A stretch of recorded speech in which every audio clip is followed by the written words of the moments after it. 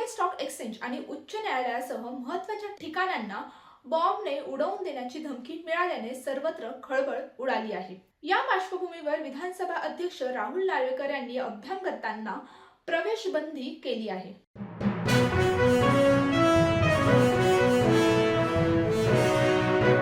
Cylinder तुटवडा आणि टंचाईवर उद्धव सेनेचे खासदार संजय राऊत यांनी जहरी टोला हाणला आहे।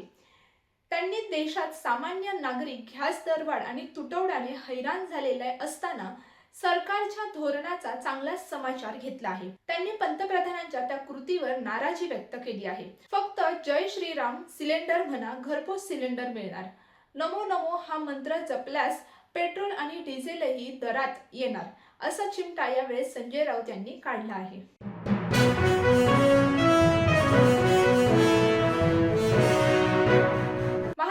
व्यावसायिक गॅस सिलेंडरचा मोठा तुटवडा निर्माण झाला असून पुणे, ठाणे आणि नागपूरमधील प्रसिद्ध हॉटेल्स बंद झाले आहेत। लग्नसराईच्या काळात केटरर्स हतबल झाले आहेत आणि त्याचबरोबर शाळेतील विद्यार्थ्यांच्या जेवणाचा प्रश्नही मोठ्या प्रमाणात गंभीर निर्माण झाला आहे। तसेच राज्यातील अनेक प्रसिद्ध हॉटेल्सनी गॅस नाही असे बोर्ड लावून आपले व्यवसाय देखील बंद केले आहेत।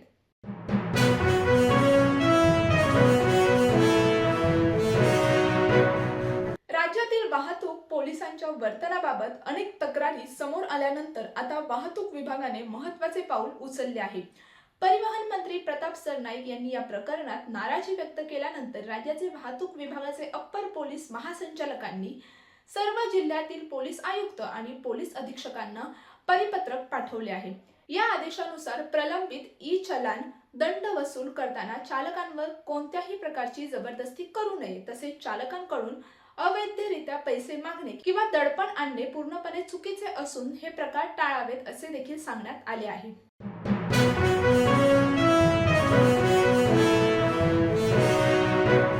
ठाणे आणि पनवेलमध्ये 12 व 13 मार्च रोजी 24 तास पाणी पुरवठा बंद राहणार आहे। नवीन जलवाहिनी बसविणे आणि जुना पुरवठा सुधारण्याच्या कामांसाठी हे शटडाऊन घेण्यात येणार असून नागरिकांनी पाणी साठवून ठेवावे अशा सूचना देखील देण्यात आल्या आहेत।